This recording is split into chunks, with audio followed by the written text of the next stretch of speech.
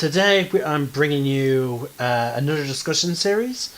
This time we're focusing on the Druid. Now, I completely forgot, so let me get straight to it. Uh,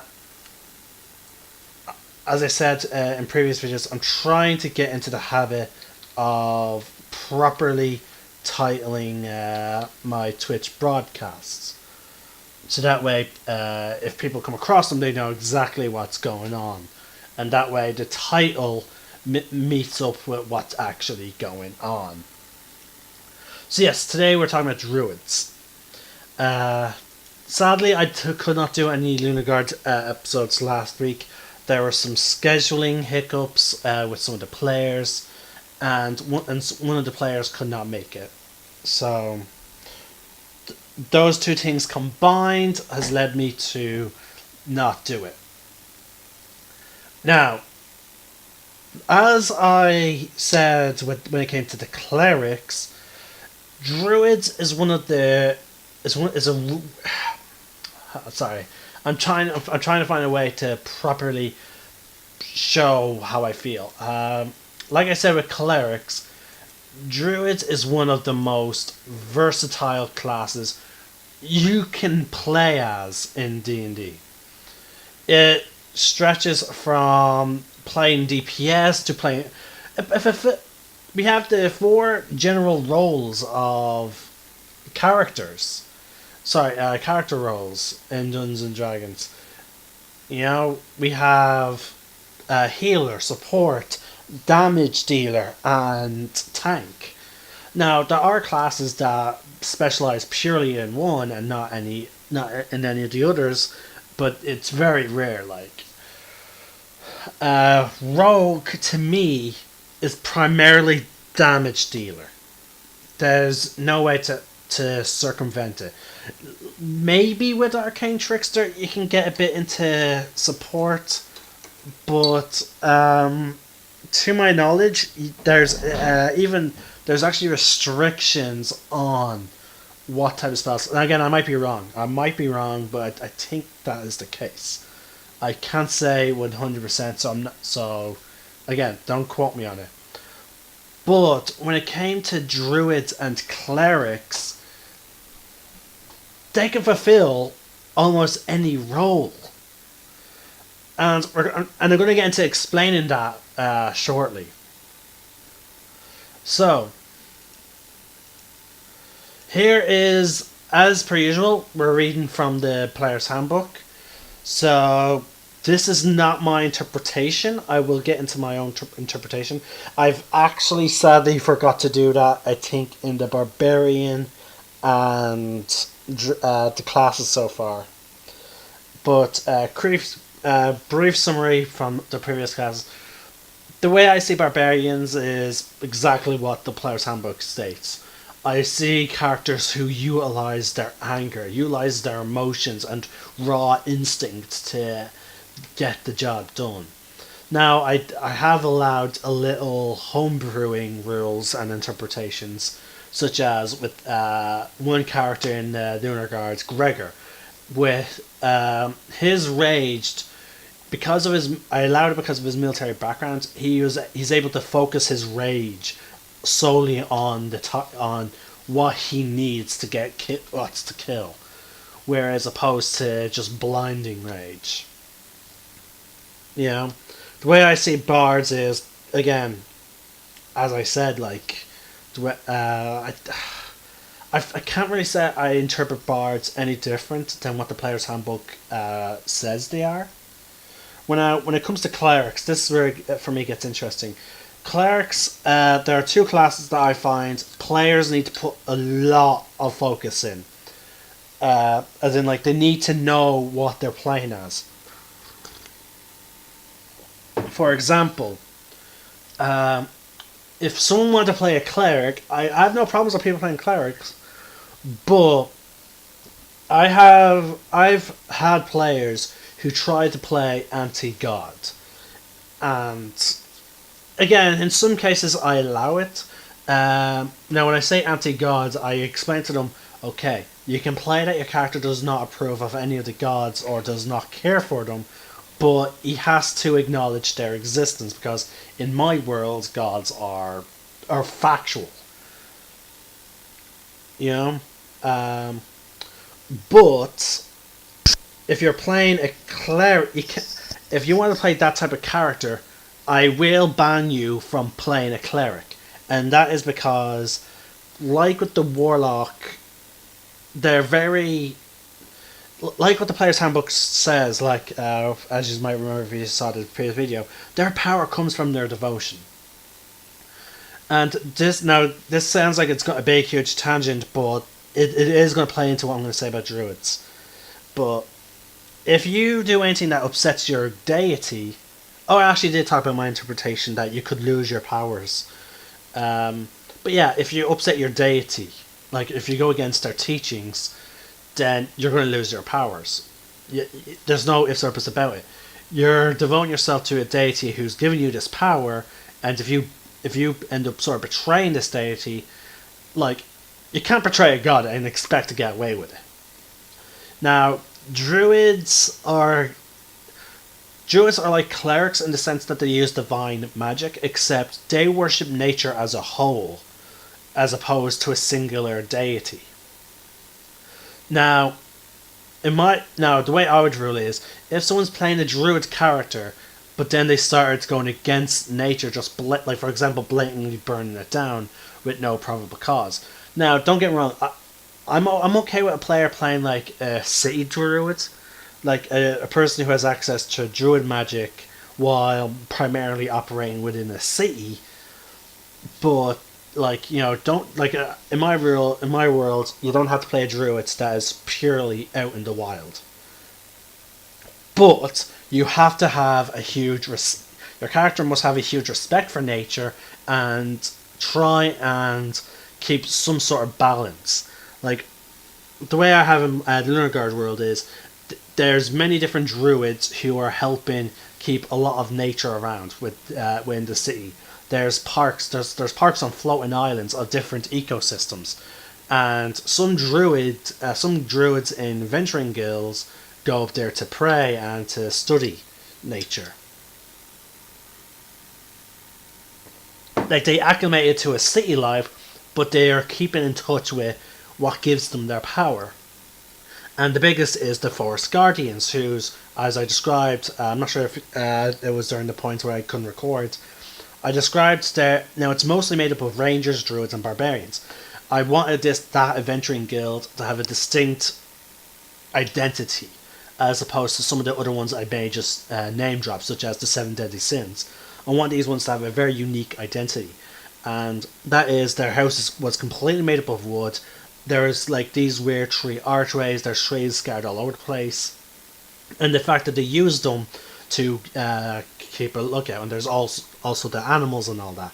I wanted them to have a very unique feel. That they're still in touch with what makes them druids, but they are accustomed to living within a city. That's how I see druids. Like now, again, I've had players who do not agree with that idea that druids have to be the ones that have to be people who are not big fans of cities, who would rather be far away from them, and that's fair enough. Now, let's get into some of the examples. Now, remember, these examples are also calling into the archetypes. Now, these are the flavor text that's describing several, about three, I think it's been the trend. Three distinct types of druids, and let's see what we get. Okay. Holding high a gnarled staff reeds with holly, an elf summons a fury of the storm and calls down explosive bolts of lightning to smite and torch carrying smite the torch carrying orcs who threaten her forest. Crouching out of sight on a high tree branch in the form of a leopard, a human peers out of the jungle at the strange construction of a temple of evil elemental air. Ugh. keeping a close eye on the cultist's activities. Swinging a blade formed of pure fire, a half-elf charges into a mass of skeleton soldiers, sundering with unnatural magic that gives the foul creatures the mockery semblance of life. Whether calling on the elemental forces of nature or emulating the creatures of the animal world, druids are the embodiment of nature's resilience, cunning, and fury. They claim no mastery over nature. Instead, they see themselves as extensions of nature's indomitable will. And there we go. That is significantly different. Yeah, we did get three character examples of a half-elf taking care of undead, which are a mockery of life. Now, keep in mind, not all undead is tied into necromancers or not whatnot. They are tied into dark energy, which can again just be seeped into the ground. You know, like there was a case with the Lost Mine, where the crypt of this manor was seeped with magical energy, and the dark emotions of the souls that were buried there gave their remains to undead life in the form of skeletons. They were not called upon by necromancers or anything. They're like what you could call wild skeletons, as opposed to the ones you get from necromancers.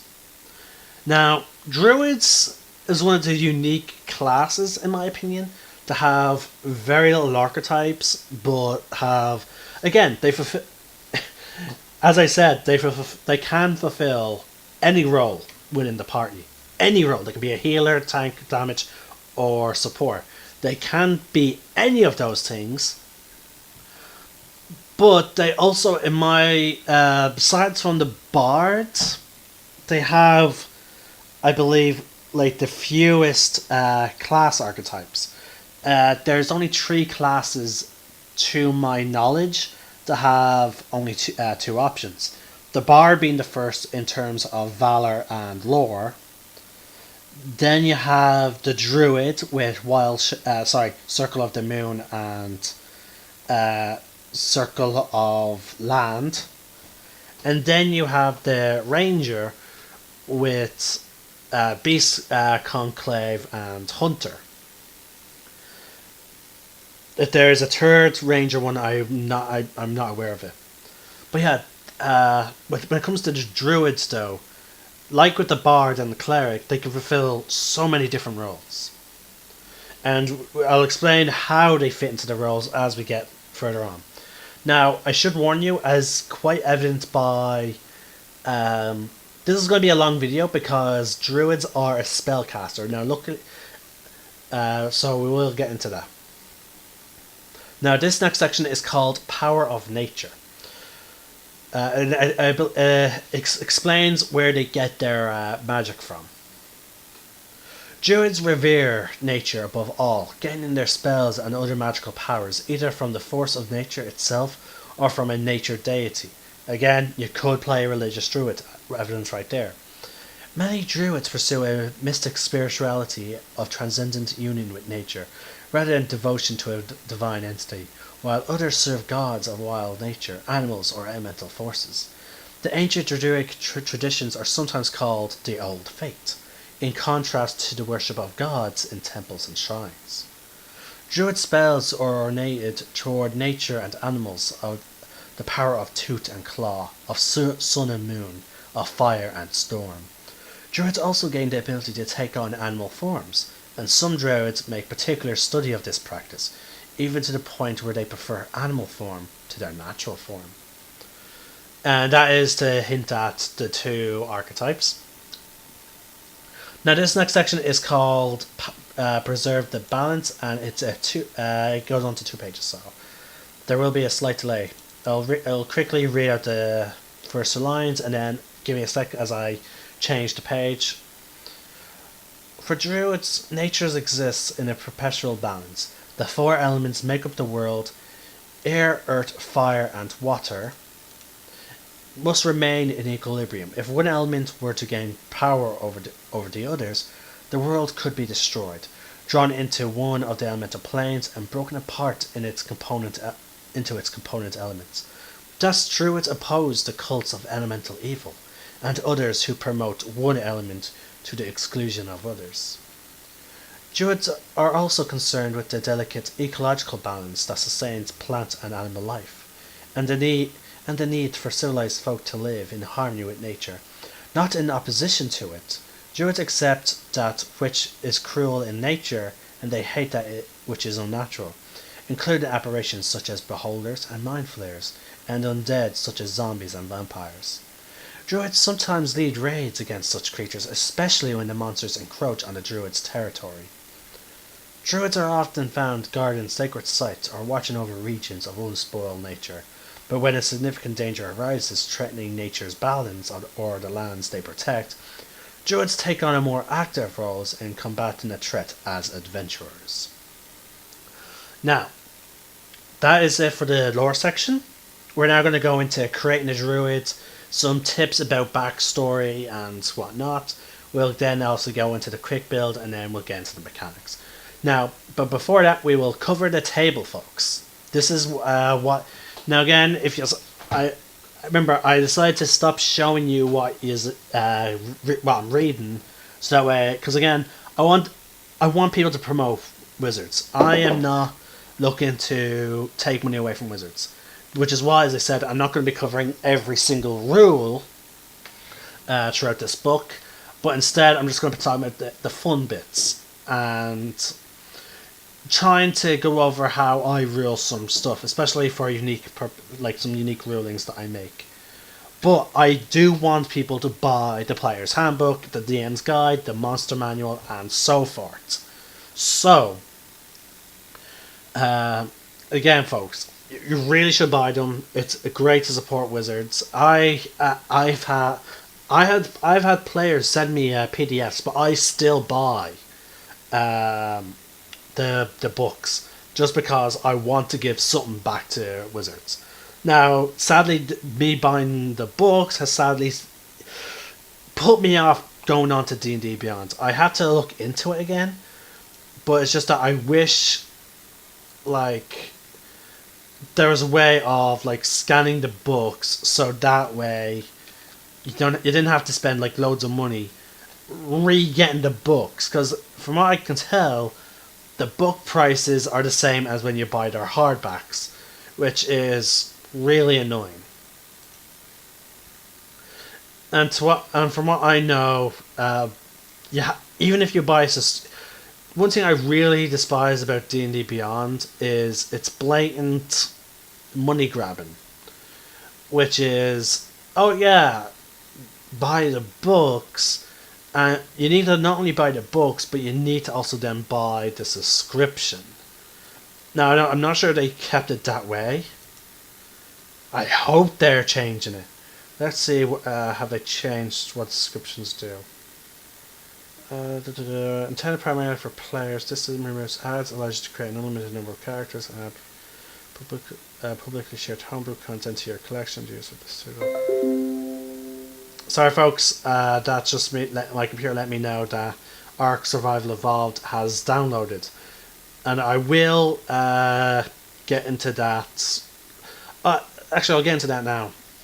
Basically, I found out that Ark Survival Evolved allows cross play, and if you have the Ark from Windows, not Steam, this does not work with the Ark that you buy from Steam. It has to be through Windows.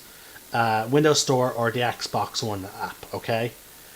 Basically, if you buy either one of them, you get it for the other console. So if you buy on the Xbox, you get it for PC and whatnot.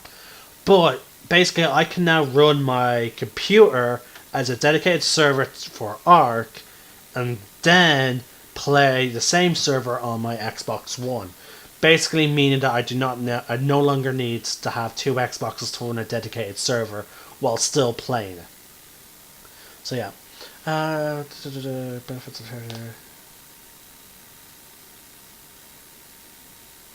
okay, yeah, see, this is where it's a big no for me.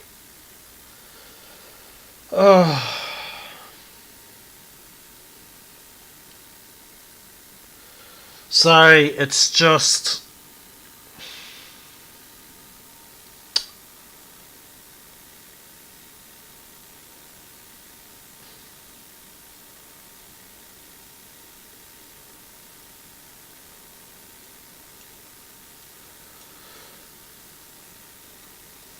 No, see, this, as I said, it's a bit of a money grab. Basically, having a subscription does not eliminate the need to buy the books. So, essentially, you still need to buy the goddamn books.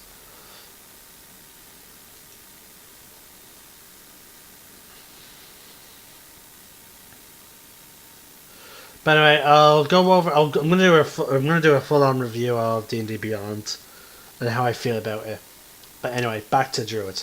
So, here's the table for the Druid, right, folks? I'm not going to go over proficiency bonus again, just because if you are curious about it, you can go back and take a look at the other videos. So it's just that it's the same thing for every class, and it gets repetitive, you know. Okay, your first features for first level is Druidic and Spellcasting. Now, actually, no, I'm going to skip the feature because we'll get into them as I'm reading them out during the mechanics section. So, skipping that, we're going straight into the magic, as per usual. Now, your cantrips for a druid. You start off with 2. You get 1 new cantrip at level 4. And then you get... Hold on, folks.